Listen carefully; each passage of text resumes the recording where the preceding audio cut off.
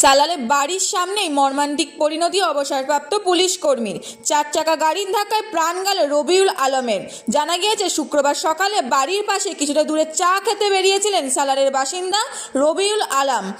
বেলা 10:30 নাগাদ চায়ের দোকান থেকে ফেরার পথে একটি 4 চাকা গাড়ি নিয়ন্ত্রণ হারিয়ে সামনে টোটো বাইককে ধাক্কা মেরে তার ওপর দিয়ে চলে যায়। উদ্ধার করে তাকে হাসপাতালে নিয়ে যাওয়া হলে চিকিৎসকেরা মৃত বলে ঘোষণা করেন। আসার ফলে ওকে মেরে দিয়ে চলে যায় ওখান থেকে। দিয়ে কিছু মানুষ আমাদের পাড়ার ওখানে তাড়িয়ে গাড়িটাকে ধরে, তারপরে গাড়িটাকে থানায় হয়তো নিয়ে গেছে, ড্রাইভারকেও নিয়ে গেছে। এ পর্যন্ত ব্যাপার। হ্যাঁ, স্পটেই মারা গেছে, সালার থেকে মারা গেছে, স্পটেই মারা গেছে রবিউল আলম 72। স্করপিও গাড়িটা ওটা প্রথমে টোটোওয়ালাকে একটা ধাক্কা মারার পর ওনার ব্রেক ফেল হয়ে গেছে। ওনার পরে আবার একজন বাইকওয়ালাকে ধাক্কা মারে, উনি পড়ে যায় বাইকওয়ালা। তারপরে ওই সাইকেল চালক একজন পূর্বগ্রামের ব্যক্তি ওনাকে ধাক্কা মেরে পুরো উপর দিয়ে চলে গেছে গাড়ি। তারপর সঙ্গে সঙ্গে ডেড ওখানে। ঘাতক গাড়িটিকে আটক করেছে পুলিশ। অবসরপ্রাপ্ত পুলিশ কর্মীর দুর্ঘটনায় প্রাণ যাওয়ায় চাঞ্চল্য ছড়িয়েছে এলাকায়।